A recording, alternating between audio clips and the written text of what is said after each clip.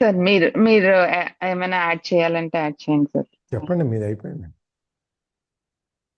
అంతే సార్. అదే ఏదున్నా కూడా ఆ ఆ మనం చిన్న చిన్న అంటే మన ఇంట్లో విషయాల వరకు వస్తే ఆ యొక్క అవేర్నెస్ అనేది అండ్ ఆ కంట్రోల్ అనేది మనము పెట్టుకోవాలన్నమాట. దీన్ని ఎక్కడ మనము బ్రేక్ చేయలేమన్నమాట. సో నేను కూడా చాలా ప్రాక్టీస్ చేశాను కానీ ఎక్కడ బ్రేక్ చేయని వల్ల కాలేదు.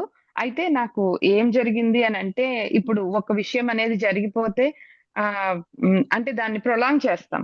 అంటే పిల్లలు ఇప్పుడు ఏదైనా చేశారనుకోండి, అది నెక్స్ట్ స్టేజ్ ఆఫ్ మనం ఏది చేస్తాము వంట చేసినప్పుడు గిన్నెలు గట్టిగా వేయడం గాని, లేదనంటే ఏదైనా అప్పుడు ఆ క్షణంలో ఎవరైనా వచ్చినప్పుడు వాళ్ళ మీద రియాక్ట్ అవ్వడం గాని, అట్లా చేస్తాం. అట్లా అంతవరకు కాకుండా అక్కడితో అక్కడ నాకు కట్ అయింది అంతే. కట్ అవ్వడం ఆ పోర్షన్ అంటే ఇది అయిపోయింది. సో, అయిపోయింది. దీన్ని ఇక్కడ వదిలేయాలి అన్నట్టు అలా కట్ చేయగలిగాను కానీ, ఇంకా నేనైతే ఈ స్టేజ్‌కైతే రాలేదు. అయితే ప్రాక్టీస్ అయితే చేస్తున్నాను. ఆహ్, మోస్ట్‌లీ అప్పుడంతా ఎలా ఉండేది అనంటే ఏదైనా ఒకటి జరిగిందనంటే దాన్ని మధ్యాహ్నము, ఈవినింగు అంతేలెండి. ఈవినింగ్ వరకు మాక్సిమం అట్లాగా అదే థాట్స్‌ని క్యారీ చేయడం గాని, ఆ వేవ్స్‌ని అట్లాగా మన ఆహ్, జరగడం గాని ఉండేది. కానీ దాన్ని నెమ్మదిగా మనం అట్లా తగ్గించుకుంటూ పోవాలన్నమాట. సో, మొదట్లో మ మన విషయాలను మనం ఆహ్, యాహ్! ఇది కావాలి అంటే నాకు కావాలంతే. పిల్లలు ఆడ హ్మ్. చాలా మొండిగా అట్లా పట్టిస్తారు గదా!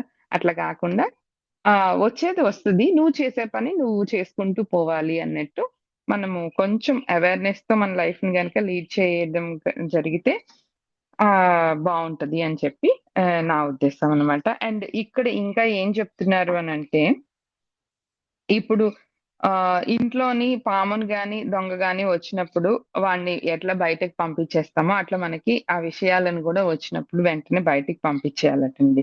లేపోతే ఈ కామం అనేది మన అంటే ఈ కోరిక అనేది మనల్ని ఆ కోరిక బయటికి పంపించలేదనుకోండి, మనల్ని నాశనం జేసేస్తది అని గూడా చెప్తూ ఉన్నారనమాట. సో, దాన్ని స్టార్టింగ్‌లోనే నువ్వు తుంచాలి. అండ్ పెద్దదైన కొద్దీ ఇప్పుడు చూడండి మొక్కై వ మా లొంగనిది మానై లొంగుతుందా అని చెప్పి ఆ స్టార్టింగ్‌లోనే ఆ కోరికొచ్చినప్పుడే నువ్వు దాని గురించి ఇప్పుడు ఏదో పెద్ద కార్ కొనాలో, లేకపోతే ఒక పెద్ద నగ కొనాలి అనుకోండి. ఇప్పుడు బంగారం రేట్ ఉండే రేట్‌కి అది ఆ క్షణంలో వచ్చిన వెంటనే ఇది కొనాలి అంటే నీ స్తోమతది కాదు. సో, నువ్వు దానికి టూ మచ్‌గా అటాచ్ అవ్వక నీకింకా నెక్స్ట్ స్టేజ్ ఏం గావాలి? ఓకే. బంగారంది లేదు. నా అమ్మోళ్ళది తీసుకో. వేసుకో. ఒక 2 రోజులేసుకుంటే దాని ముచ్చట తీరిపోద్ది. సో, అది బంగారందా కాదా అనేది అది అడగదు కదా! సో, అట్లా ఒక చిన్న చిన్న వేరియేషన్స్‌తో మనం చూసుకున్నట్లయితే చాలా బావుంటదనమాట. అండ్ మనకు మనము హ్యాపీగా ఉంటాము. అండ్ మన ఇంట్లో వాళ్ళు మనతో పాటు చాలా హ్యాపీగా ఉంటారనమాట. ఈ క్రోధం అనేది చాలా చెడ్డది అని కూడా చెప్తున్నారనమాట. ఆహ్, ఈ అండ్ ఈ సమ్మోహం వైపు ఈ క్రోధం అనేది తీసుకెళ్తది. ఈ సమ్మోహం అనేది జ్ఞాపక శక్తిని అంతా నాశనం చేసేస్తది. మనం ఇంతవరకు చదివింది గూడా ఏమీ ఉండదు అన్నట్టు చెప్తూ ఉన్నారనమాట. సో, మన ఇంద్రియాలను విషయాల పైకి పోకుండా మన మనస్సుని మనస్సులో మనము ఆయన్ని చింతిస్తూ ఉన్నప్పుడు, ఆ చింతన అనేది విషయాల వైపు కాకుండా ఆయన వైపు చింతన అనేది ఉంటే, అప్పుడు మనం ప్రశాంతంగా ఉంటామనమాట. సో, దృశ్య విషయాలనన్నింటిని వదిలేసి మనము ఎప్పుడూ గూడా ఇంకా మన యొక్క లైఫ్‌లో మన యొక్క ఇంద్రియాలనన్నీ కంట్రోల్‌లో ఉంచుకొని ఉండాలి అని చెప్పి చెప్తూ ఉన్నారనమాట. ప్రహ్లాదుడు గురించి గూడా ఇక్కడ ఎగ్జాంపుల్‌గా తీసుకోవచ్చనమాట. ప్రహ్లాదుడు ఏంటింది ఎప్పుడు గూడా ఆయన్నే కదా! నారాయణ, నారాయణ అని చెప్పి పాపం ఎన్ని కష్టాలు పెట్టాడో ఆయన్ని. అయినా గూడా నారాయణ, నారాయణ అని చెప్పి అది ఒక తండ్రి. ఆయన చూడండి. ఆయన గూడా ధ్యాయతే విషయాన్ పుంసః. ప్రహ్లాదుడి తండ్రి ఏంటి హిరణ్యకశిపుడు ఆయన బతికేయాల. ఇంకా ఎన్నేళ్ళు బతికేయాల. బతకాలి అనే ఒక విషయం అన్నమాట. ఆయన్ని పట్టేసింది. సో, దానివల్ల సొంత కొడుకుని కూడా ఆయన స్మృతి అంటే ఆయన జ్ఞానం ఎంత పోయిందో చూడండి. సొంత కొడుకుని గూడా చంపించాలి అనే స్టేజ్‌కి వెళ్ళిపోయాడన్నమాట. సో, అదే అపోజిట్‌గా మనం ఇక్కడ ప్రహ్లాదుడి గురించి గూడా తీసుకోవచ్చు. ప్రహ్లాదుడు ఆయన నారాయణుడిని నమ్ముకున్నాడు గాబట్టి, ఆయన నారాయణ్‌ని ధ్యానించి, ధ్యానించి ఆఖరికి ఆయన ఆయన దగ్గరికి చేరుకున్నాడు. అండ్ చాలా ఏళ్ళు మొత్తము రాజ్యాన్ని ఏలాడనమాట. ఆయన చాలా హ్యాపీగా. సో, ఆ రాజ్యం ఏలిన తర్వాత లాస్ట్ మోక్షంకెళ్ళినప్పుడు గూడా ఆయన తీసుకొని వెళ్ళిపోయారనమాట. సో, ఆహ్, ఇక్కడే మనకి ఒకే ఇంట్లో తండ్రి, కొడుకు చూడండి ఎట్లా ఎగ్జాంపుల్ దొరికారో మనకి. సో, అంటే ఒకే ఇంట్లో రాజు ఉన్నాడు. అండ్ ఒకే ఇంట్లో మా శత్రువు గూడా ఉన్నాడనమాట. సో, ఆ విధంగా చాలా చాలా ఎగ్జాంపుల్స్ ఉంటాయండి. సో, దీన్ని మనము ఇన్ మనకి ఎలా తీసుకోవాలి అనేది తెలిస్తే గనక సో, దీన్ని సార్ మీరు చెప్పండి సార్ ఏమన్నా? ఎవరైనా షేరింగ్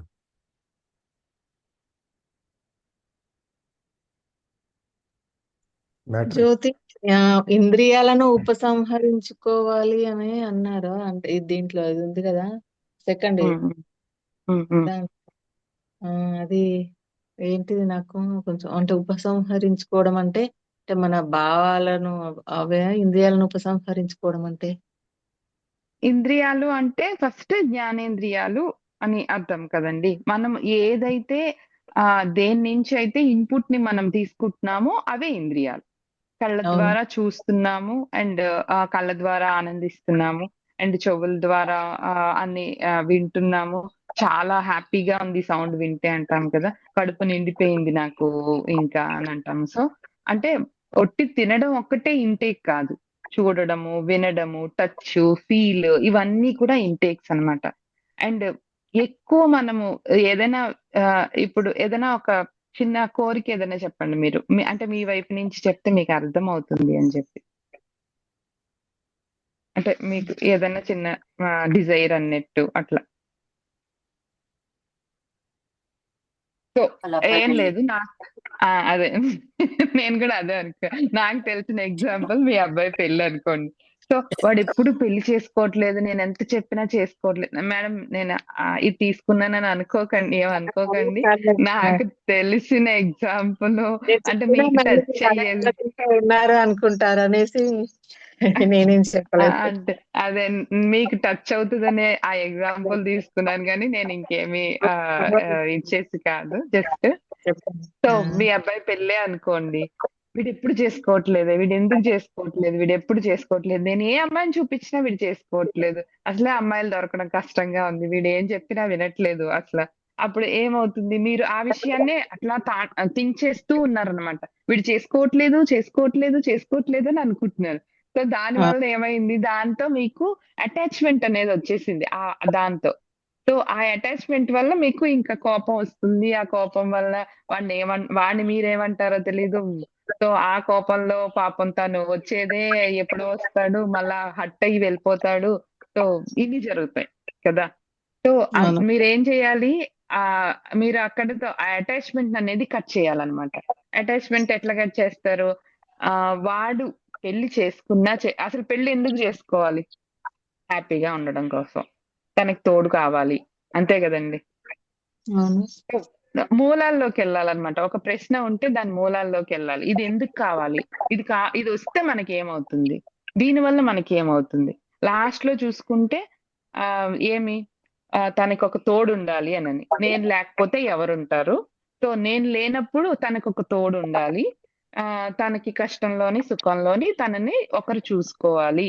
అండ్ అప్పుడే తను హ్యాపీగా ఉంటాడు. ఇంకొకరున్నప్పుడే హ్యాపీగా ఉంటాడు అనే థాట్ మీ మీ మైండ్‌లో ఉంది. అంతే గదా! అవును. ఆ! సో, ఆ థాట్‌ని మీరు కట్ చేయాలన్నమాట. ఆహ్, ఆహ్, తనొక్కడే తనలో తను హ్యాపీగా ఉంటున్నాడు. అండ్ అందరితో హ్యాపీగా ఉంటున్నాడు. మీరు ఒక్కళ్ళ గురించి ఆలోచిస్తున్నారన్నమాట. అంటే ప్రేమంతా తన వైఫ్‌కిచ్చేస్తే మ ఇంకా మిగిలింది బయట పంచలేడు కదా! సో, తనేం చేస్తున్నాడిప్పుడు తను హ్యాపీగా తనకి కావాల్సింది సంపాదిస్తున్నాడు. తను ఎవరికి రిక్వైర్‌మెంట్ ఉందో తన వాళ్ళు ఎవరనుకుంటారో వాళ్ళకి ఇచ్చేదానికి తను హ్యాపీగా తనకి ఫ్రీ హ్యాండ్ ఉందన్నమాట. ఇవ్వచ్చు. సో, బయట వాళ్ళకి హెల్ప్ చేస్తున్నాడు. అండ్ బయట అందరికి అందరిలోని తను కొంచెం మంచిగా చూసుకోగలుగుతున్నాడు. అదే తనకి బాధ్యత అనేది వచ్చేస్తే ఇవన్నీ చేయలేడు కదా! సో, అందరూ ఒకేలాగా ఉండాలని ఎందుకు అనుకుంటారు? ఇప్పుడు మహర్షులు, మునులు, వీళ్ళందరూ ఉన్నారు. మా మన్మోహన్ సింగ్ ఉన్నారు. అండ్ మోడీ ఉన్నారు. వీళ్ళందరూ పెళ్లిళ్ళు చేసుకున్నారు. ఎంతెంత సాధిచ్చారు కదా! ఎస్. జస్ట్ థాట్స్ అట్లా మార్చుకోవాలన్నమాట. మీరు థాట్స్ అనేది డైవర్ట్ చేయాలి. వాడు పెళ్లి చేసుకోవట్లేదు అనుకోకుండా, సో పెళ్లి చేసుకోకుండా కూడా ఇంత మంచిగా ఇంతమందికి హెల్ప్ చేయొచ్చు. పెళ్లి చేసుకుంటే నీ సంసారం అండ్ నీ పిల్లలు, నీ పెళ్ళాము అంతవరకే. కానీ చేసుకోకపోతే అది వసుదైక కుటుంబం అవుతుంది. అందరూ నా వాళ్ళనే ఒక ఫీలింగ్ అనేది వస్తదనమాట. సో అంత మంచి థాట్స్ వాడిలో ఉన్నప్పుడు నేనెందుకు వాడిని బ్యాక్ చేయాలి అనే అట్లా ఫీలింగ్‌ని మీరు చేంజ్ చేసుకోవాలనమాట. సో, ఆహ్, మనం చూసే విషయాల్లో ఆహ్, ఇది మనకి రాలేదు. సో, ఒక్కసారి అనుకుంటాము. అనుకోవడంలో తప్పేం లేదు. కోరిక కోరుకోవడంలో తప్పేం లేదు. ఆ కోరికని డీప్‌గా ఇన్‌రూట్ అయిపోయి మన మనసుల్లో ముద్రైపోయి అది లేకపోతే నేను లేను అని అనుకోవడం తప్పు. సో, అది ఒకసారి కోరుకోవడం, 2 సార్లు కోరుకోవడం, దాని కోసం ప్రయత్నించడం తప్పే గాదు. అది దాన్ని అంత ఇన్‌రూట్ అయిపోయి ఉండిపోవడం వల్ల ఇప్పుడు చూడండి 'శిఖండి' 2 జన్మలు ఎత్తాల్సయిపోయింది. అంటే తన మనసులో అంత డీప్‌గా ఉండిపోయిందనమాట. లేపోతే రెండో జన్మలో గూడా మొదటి జన్మలో ఏం జరిగిందో తెలిసి మళ్ళా అదే వ్యక్తుల దగ్గరికెళ్ళి ఇవన్నీ చాలా కష్టం గదా! అంటే దానికి గూడా ఒక పవర్ ఉండాలి కదా! సో, తనకుండే పవర్‌ని అనవసరంగా వేస్ట్ చేసింది. సో, అలా వేస్ట్ చేయకుండా ఆహ్, మన యొక్క హ్మ్. ఆహ్, చూసే విధానం అనేది మార్చుకోవాలి అని చెప్తూ ఉన్నారు. అంతే. మీకు అర్థమైందో లేదో నాకు తెలీదు. నా బాగా ప్రయత్నం నేను చేశాను. అంటే నాకేందంటే ఇప్పుడు మనము మన ఇప్పుడు ఇంద్రియాలతో జరిగే పనులను కంట్రోల్ చేసుకోవాలి అని అంటే ఇంద్రియాలను ఉపసంహరించుకోవాలంటే ఏంటిదని నాకు కొంచెము క్లారిటీ రాలేదు. బాగా చెప్పారు జ్యోతి. చాలా బాగా చెప్పారు. ఈరోజు క్లాస్ అర్థమైంది కదా మీకు? అర్థమైంది. Okay. Thank you ma'am. Sir over to you sir. ఎవరన్నా షేరింగ్స్ ఉన్నాయా అండి? అంటే కోరిక అనేది అందరికీ వస్తుంది. అయితే అదే ఇప్పుడు జ్యోతి చెప్పిన దానికి దగ్గరగా అన్నట్టు ఆ మాతృదేవి అంటే రామకృష్ణ పరమహంస గారి భార్య శారదాదేవి గారు ఉండేవారు కదా, ఆవిడ కూడా అదే పెళ్ళైన తర్వాత ఆవిడ సాంసారిక జీవనం లేనప్పటికీ గురు శిష్యుల బాంధవ్యంతోనే వారు కొనసాగారు. కానీ ఆవిడ అడుగుతుంది ఒకసారి, నాకు తల్లి అమ్మ అని పిలిపించుకోవాలని ఉంది. అంటే ఒక స్త్రీకి మాతృత్వం ఉన్నట్లయితేనే స్త్రీ జన్మ సార్థకత పొందుతుంది అని. అయితే నాకు అమ్మ అని పిలిపించుకోవాలని ఉంది, ఆ పిలుపుకి నేను అర్హత పొందొచ్చా అని అడిగితే ఆయన అంటారు, అదే నా ద్వారాగా నువ్వు తల్లి అయినట్లయితే ఒక్కరు లేదా ఇద్దరు బిడ్డల ద్వారా మాత్రమే నువ్వు అమ్మ అని పిలిపించుకుంటావు. అలా కాకుండా నువ్వు ఎప్పుడైతే ఇలానే ఉండిపోతావో అప్పుడు నీకు ప్రపంచం అంతా కూడా నిన్ను తల్లి అని పిలుస్తుంది అని. అంటే ఆవిడకి కూడా కోరిక, ఎవరికైనా కోరిక అనేది ఉండడం సహజమే, ఎంత నిష్ఠాగరిష్ఠులుగా వాళ్ళు జీవించినప్పటికీ. కానీ తర్వాత ఆయన చెప్పినట్లనే భవిష్యత్తులో వివేకానంద దగ్గర నుంచి ప్రతి ఒక్కరు చాలా వేలాది మంది శిష్యులకి ఆవిడ తల్లిగా, అంటే మనకి ఇద్దరు పిల్లలు ఉన్నట్లయితే వాళ్ళని సేఫ్ జోన్ లో చూస్తూ మిగతా వాళ్ళందరినీ ఒకరు వేలో చూడడం జరుగుతుంది కామన్ గా. అందరినీ ఎంత లవ్గా చూసిన అదే లవబుల్ గా చూసినా కానీ.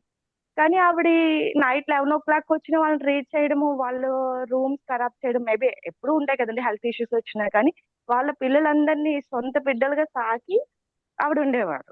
ఇంకొకటి మనము అర్థం చేసుకుంటే గనుక ఏయన్నా సరే మనకి వస్తాయి వెళ్తాయి, ఎన్నో కోరికలు ఉంటాయి, కానీ వాటిని జయించినప్పుడే మనం ఆనందంగా ఉండమంటానికి అదే కొంతమంది అనుకుంటూ ఉంటాం కదండి, లోకంలో మంచి వాళ్ళు ఉంటారు, చెడ్డ వాళ్ళు ఉంటారు. మన ఫ్యామిలీలోనే మనం చూస్తూ ఉంటాము, మేబీ బయట కూడా చూస్తూ ఉంటాము, వాళ్ళు చాలా మంచి వాళ్ళు, వీళ్ళు చాలా చెడ్డ వాళ్ళు, వీళ్ళకి కొంచెం వెంటనే ఎమోషనల్ గా ఓవర్ గా బిహేవ్ చేస్తూ ఉంటారని అనుకుంటాం. ఇక్కడ ఏంటి అంటే కేవలం ఉన్నది ఇద్దరే, అంటే జగ్గి వాస్తవ చెప్తారనమాట. ఆనందంగా ఉన్నవాళ్ళు, ఆనందంగా లేనివారు. ఆనందంగా ఉన్న వాళ్ళంటే ఉన్నదాన్ని అవగాహన చేసుకుని ప్లెజెంట్ మోడ్ లో ఉండే వాళ్ళే ఆనందంగా ఉంటారు, వాళ్ళు మంచి వాళ్ళగా కనిపిస్తారు, అంటే వాళ్ళకి బ్యాలెన్సింగ్ వచ్చు కాబట్టి. ఆనందంగా లేనివారు వాళ్ళకి ఉన్నదాన్ని సంతృప్తి చెందకుండా ఎప్పుడు లేని దాని గురించి ఆలోచించి చింతిస్తూ బాధపడుతూ ఉండేవారు. ఆనందంగా లేనివారు వాళ్ళు ఎమోషన్ అవుతూ ఉంటారు, ప్రతిదీ చిన్నదానికి కూడా రియాక్ట్ అవుతూ ఉంటారు అనమాట. వాళ్ళని మనము డిఫరెంట్ గా చూస్తాం అనమాట. అరే వాళ్ళు ఏంటి, వాళ్ళ దగ్గరికి వెళ్ళకూడదు, వాళ్ళతో ఎక్కువ మాట్లాడకూడదు అన్నట్టు. అంటే కోరికల్ని అదుపులో ఉంచుకున్న వాళ్ళందరూ ఆనందంగా ఉన్నట్టు మనకు కనిపిస్తారు, అవగాహన ఉన్నవాళ్ళు. అవగాహన లేని వాళ్ళు మనకి టెంప్ట్ అవుతున్నట్టు డిఫరెంట్ యాంగిల్స్ లో మనం వాళ్ళని చూస్తాం. థ్యాంక్ యూ అండి. Thank you ma'am.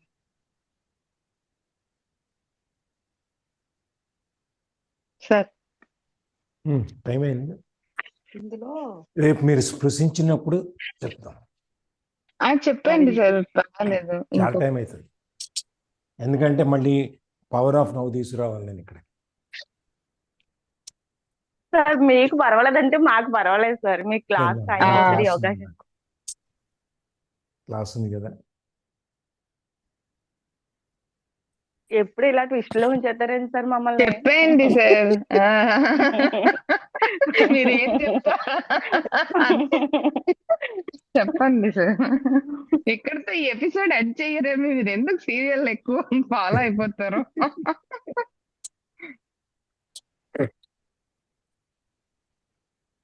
మనం దాంట్లో కూడా పవర్ ఆఫ్ నౌలో కూడా ఇదే చెప్తాడు. పెయిన్ బాడీ గురించి చెప్పేటప్పుడు ఈ ఇంద్రియ లోలత్వం, ఇంద్రియ లాలస, లేకపోతే విషయ లాలస, విషయ లోలత్వం, దాన్ని మనం ఏ విధంగా దానివల్ల మనం కవర్ చేయబడతాము. ఒక దాంట్లోంచి ఒక దాంట్లోకి అది మనం ఎప్పుడు అట్లాగా మైండ్ గురించి చెప్తూ, మైండ్ గురించి మనం ఎంత లాక్కుపోతుంది మన దాంట్లో, అది ఎప్పుడు కూడా ఆ చెడు విషయాల మీద బ్రూడింగ్ చేయటం వల్ల దాని మీదనే మన ఆలోచనని ఉంచి మనని ఎంతసేపు దాన్ని కంట్రోల్లో ఉంచుకుంటాం మైండ్. దాంట్లో నుంచి మనం బయటకు వచ్చి మనము ఈ లోపలున్న దాన్ని మనం చూడటం కోసం ప్రయత్నం చేయాలి అనేది. అక్కడే ఈ నువ్వు ఎప్పుడైతే మన ఈ ఇంద్రియ నిగ్రహం అనేది మనం పొందుతామో, ఇంద్రియ నిగ్రహం అంటే ఇవాళ నేను ఉపవాసం చేస్తున్నాను కానీ ఇంట్లో మిగిలిన వాళ్ళందరికీ ఏదో ఒకటి వండాలి కదా అని చెప్పి వంట మనిషి వండినా కానీ మనం వండినా కానీ ఒక వంట చేసాం అనుకోండి, ఏదో స్వీటో లేకపోతే మనం కూడా తినొచ్చు ఉపవాసంలో, కొద్దిగా నిరాహారం కాకుండా ఏదో కొద్దిగా టిఫిన్ లాంటిది చేసుకుంటాం అనుకున్నప్పుడు, అది ఆ మసాలా కూర ఏదో చేసాం, మనం తినడానికి వీల్లేదు, వెల్లుల్లిపాయ వేసేసాము, ఇవన్నీ ఉంటాయి కాబట్టి అప్పుడు ఇవాళ టేస్ట్ బాగున్నట్టుంది, మంచి వాసన వస్తుంది అని చెప్పి మనం ఎప్పుడైతే అనుకుంటామో, అంటే నువ్వు ఉపవాసం చేయాలి అనేటువంటి ఆ నిర్ణయం ఏదైతే ఉందో అది నువ్వు ఆ విషయాన్ని నువ్వు గ్రహించటం వలన, ఆ వాసన పీల్చటం వలన నీ మనసు దాని మీదకి వెళ్ళినప్పుడు దాన్ని నువ్వు అనుభవించేసావు. కర్మ సిద్ధాంతంలో మనం ఏం చెప్తుంది అంటే, మనం ఏదైనా ఒక ఆలోచన మీదకి మన మనసు వెళ్ళింది అంటే అది మనం అనుభవించేసినట్టే. నేను సినిమాకి వెళ్దాం అనుకున్నాను, టికెట్ బుక్ చేసుకున్నాను, సినిమా అయిపోయింది, నేను అన్నీ చేసుకున్నాను, కానీ నేను సినిమాకి వెళ్ళలేదనే సమస్య లేదు. నువ్వు సినిమాకి వెళదాం అనుకున్నావు, బుక్ చేసుకున్నావు అనుకునే దానికి ఎంత కర్మ సిద్ధాంతం ఏదైతే ఉందో, నువ్వు ఎట్లా అయితే నువ్వు దాంట్లో వెళ్ళిపోయావో ఆటోమేటిక్గా నీ అకౌంట్లో అది పడిపోద్ది, ఇది అనుభవించేసినట్టు. నేను అనుభవించలేదు కాబట్టి అది కొట్టేయండి అనడానికి కుదరదు. అందుకని మనకి ఇంద్రియాల మీద మనకి దాని మీద పట్టు సాధించటమే కాదు, ఆ విషయాన్ని మన మనసులోకి తీసుకెళ్ళకుండా ఉండగలగాలి. ఆ తీసుకెళ్ళకుండా ఉండగలిగినప్పుడే ఆ నిగ్రహం అనేది వస్తుంది. అది వడలు తినను నేను, కానీ వడ వాసన మాత్రం నేను పీలుస్తాను, ఆనందిస్తానంటే కుదరదు. అది మనం మనకి ఆ బుక్లో మనం పవర్ ఆఫ్ నౌలో కూడా చదివేది అదే. కాలం అనేది మనని మన యొక్క ఎమోషన్స్, కోపం, ఇవన్నీ రకరకాలైన వాటి స్వాధీనంలోకి మనం వెళ్ళిపోయినప్పుడు ఇవన్నీ మనకి బయటికి రాలేము దాంట్లో నుంచి. ఇక్కడ కూడా అదే చెప్పేది. నువ్వు ఎప్పుడైతే ఒక విషయాన్ని చూసి నువ్వు దాని మీద మమతని పెంచుకుంటావో, మనసుని పెంచుకుంటావో, అది పొందలేనప్పుడు నీకేమవుద్ది? దాన్ని విషయాన్ని చూస్తావు, కామిస్తావు, కోరుకుంటావు, అది పొందలేనప్పుడు నీ కోపం వస్తుంది. కోపంలో నుంచి నీ స్మృతి అనేది వెళ్ళిపోద్ది, అంటే నీ అవేర్నెస్, ఇవన్నీ వెళ్ళిపోతాయి. వెళ్ళిపోయిన తర్వాత ఏం చేస్తావు? ఆ క్షణికమైన ఆవేశంలోనూ దేంట్లోనూ నువ్వు ఏదైతే చేయాలనుకున్నావో ఇలా చేయకూడదు ఏదైనా ఉన్నా ఎవరేం చెప్పినా కూడా మనకు వినకుండా మనం దాన్ని చేసేస్తాం. ఆ క్షణం అనేది మన మనస్సుని, మన పొరని, ఆ ఆలోచనని కప్పేస్తుంది అనమాట. అందుకని మనకి ఇంద్రియ నిగ్రహం ఉంటూనే కాకుండా, సరే ఇంత చేసిన తర్వాత కష్టపడి ఇంద్రియ నిగ్రహం సంపాదించాం అనుకోండి, మనకి వాసన గారెల వాసన రాలేదు, బాగానే ఉంది. మరి ఇప్పుడు మనకున్న ఎనర్జీ అంతా ఏం చేయాలి? మనలో ఒక ఎనర్జీ ఒకటి ఉంది కదా, ఆ ఎనర్జీ ఏం చేయాలి అంటే ఆ ఎనర్జీని నువ్వు భగవంతుడి వైపు తిప్పు. నువ్వు ఆ డైవర్షన్ ఏదైతే ఉందో ఆ కాలవని నువ్వు భగవంతుడి వైపు తిప్పు. నీ ఆత్మని నీ లోపలికి చూసుకున్నప్పుడు నీ ఆత్మ నీకు పలకరిస్తుంది.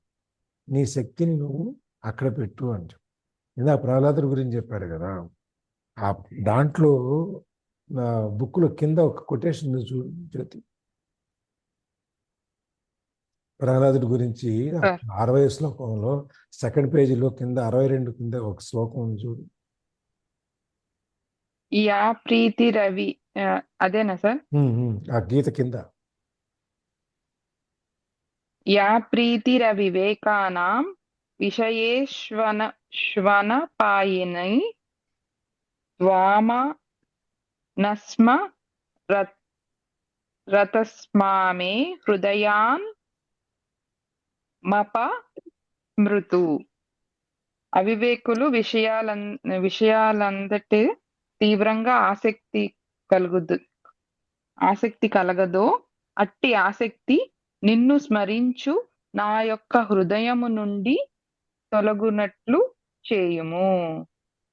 అవివేకులకు విషయములంతటి తీవ్రమైన ఆసక్తి కలగదో. సరిగ్గా చూడు, కలగదో కాదు, కలదో సార్, కలదో. అదే ఏంటి సెట్ అవ్వట్లేదని చూస్తాను. కలదో సార్.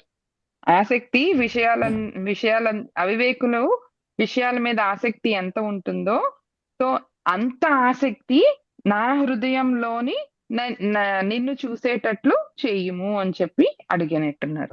అంటే నెగిటివ్ లో నుంచి పాజిటివ్ తీసుకొస్తాడు చూడు. అది మనం సామాన్య మానవులు, అవివేకులు అనొద్దు, మన సామాన్య మానవులు. మనకి విషయాల ఆలస్యం అనేది ఎక్కువ ఉంటుంది, విషయాల మీద కోరిక ఎక్కువ ఉంటుంది, దాన్ని పట్టుకొని ఏలాడుతూ ఉంటాం. ఒక విషయాలత మీద మనం పట్టుకొని ఏలాడటానికి మనం ఎంతటి శక్తిని, ఎంతటి యుక్తిని, ఎన్ని తెలివితేటలు మనం ఇవన్నీ ప్రదర్శిస్తామో, అట్లాంటి శక్తి ఇవన్నీ నేను నిన్ను భగవంతుడైన నేను నిన్ను చూడటానికి నాకు అట్లాంటి ఇది శక్తినివ్వు అంటాడు. అంతేనా? అంతే సార్.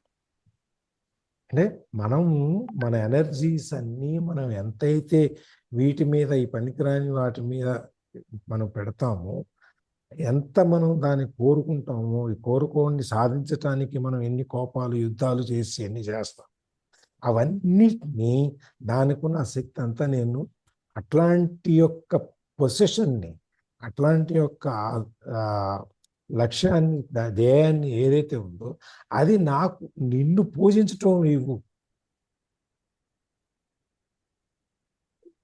అని చెప్పి ప్రహ్లాదుడు అడుగుతాడు స్వామిని. మనం కూడా చెప్పుకున్నాం, మనకి అంతర్గతంగా మనలో చాలా యుద్ధం జరుగుతూ ఉంటుంది. మంచి చెడు, లేకపోతే కరెక్టా కాదా, ఇవన్నీ మన లోపల చాలా అంతర్గతంగా మనకు యుద్ధం జరుగుతూ ఉంటుంది. మన బుక్లో కూడా చూసాం. దాంట్లో ఆ యుద్ధంలో నువ్వు దేన్ని జయించాలనుకుంటావో నువ్వు అదే జయిస్తావు. కాదు నాకు విషయవాంఛలే ముఖ్యం అని చెప్పి నీకు మనసులో కనుక ఉంటే, నీ అంతర్గత యుద్ధం ఏదైతే ఉందో దాంట్లో నువ్వు మళ్ళీ విషయవాంఛలకే నువ్వు వెళ్ళిపోతావు. అలా కాదు, నాకు ఈ విషయవాంఛలు అక్కర్లేదు, నేను పూర్తిగా నా ఒక్క భగవంతుడి వైపు నేను చూడదలుచుకున్నాను, నేను అటే ఉంటాను అని చెప్పి కనుక నీకు ఉంటే, నువ్వు ఆటోమేటిక్గా ఈ ఇంద్రియాలను జయించడం అనేది, ఈ కోరికలను జయించడం అనేది నీకు ఆటోమేటిక్గా జరిగిపోద్ది. అది మనకు ఈ స్థితప్రజ్ఞత గురించి చెప్పుకుంటూ వస్తూ, స్థితప్రజ్ఞుడు కావటానికి ముందు నువ్వేమి చెయ్యాలి అంటే, నీకు ఎటువంటి బంధాలు లేకపోతే ఎటువంటి మోహాలు నిన్ను లాగుతుంటాయి, దానివలన నీకు ఎటువంటి పరిస్థితి నీకు వస్తుంది అనే దాన్ని స్వామి ఇక్కడ మనకి కొంచెం విపులంగా చెప్తున్నారు. అక్కడ ఎప్పుడైతే నువ్వు అవన్నీ కంట్రోల్ చేసుకోగలుగుతావు అంటే, నువ్వు మైండ్ నియంత్రణలో నుంచి నీ నియంత్రణలోకి మైండ్ని తీసుకొచ్చుకున్నప్పుడు, కంట్రోల్ చేసుకున్నప్పుడు, నువ్వు ఆటోమేటిక్గా నీ యొక్క శక్తి మొత్తాన్ని నువ్వు ఆ భగవంతుడి వైపు నువ్వు తిప్పగలుగుతావు అన్నమాట.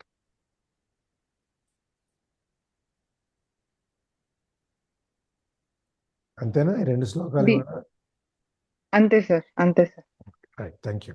మీలాగా సింపుల్ గా చెప్పడం రాక ఏదో కాంప్లికేట్ చాలా బాగా ఎక్స్ప్లెయిన్ చేసిండ్రు సార్ మీరు. అంటే అంటే మనం వచ్చిన మన ప్రతి ఆలోచనని సాక్షిగా చూస్తూ అది మనకి మనం కళ్ళతో చూస్తాం, చెవులతో వింటాము, తర్వాత నోటితో టేస్ట్ చేస్తాము, అన్ని రకాలుగా మనకి ఆ ఆలోచనలు వస్తూ ఉంటాయి. వాటిని మనం ఏంది కదా అంటే సాక్షిగా చూస్తూ ఏది మనకి కంపల్సరీ ఖచ్చితంగా మన శరీరానికి ఉపయోగపడేది మాత్రమే, మంచిని మాత్రమే తీసుకొని మిగతా అన్నిటిని వదిలేసి సాక్షిగా చూస్తూ గడపాలి. బాగా చెప్పారు సార్. అదే అందుకని మనం సాక్షిగానే నువ్వు ఉండు, నువ్వు దాంట్లో భాగం కాకూడదు అని చెప్పి మనకి చెప్పేది దాంట్లో. ఈ రెండిటికి శ్లోకాలకి పర్ఫెక్ట్ ఎగ్జాంపుల్ ఎవరనంటే దుర్యోధనుడు సార్. ఆయన రాజ్యం కావాలి అని చెప్పి పాపం అంత చేశారు. సో ఆ రాజ్యం కోసమే పాపం ఎన్ని చేయాలో ఆ యొక్క విషయాన్ని అలాగా కావాలి అనుకొని ఇంకా సొంత అన్నదమ్ములు కూడా. దుర్యోధనుడే కాదు, నువ్వు వాలి దగ్గర నుంచి రావణాసుడి దగ్గర నుంచి అందరూ అంతే. రావణాసుడికి ముట్టుకోకపోయిన అమ్మవారిని ఆ కోరికతో తీసుకొచ్చేసాడు. చూసావా ఆయన ఎంత గొప్ప పండితుడు, ఆయన వంశ పారంపర్యం ఎట్లాంటిది. కానీ ఒక చిన్న విషయం అది మొత్తం చెడగొట్టేసి రాజ్యాలు లేకుండా చేసేసింది. అదే ఎన్ని యుగాలైనా కూడా విలన్ని చేసింది. బంగారు లంకని తగలబెట్టేసింది. విశ్వామిత్రుడు కూడా సార్, ఎవరైనా సరే ఆ ఒక్క కోపం అనేది ఎప్పుడైతే విషయాల వాంఛ అనేది విషయాల ఆలోచన అనేది వచ్చిందో ఆటోమేటిక్గా మిగిలిన అన్నీ వచ్చేస్తాయి నీ మనసులో.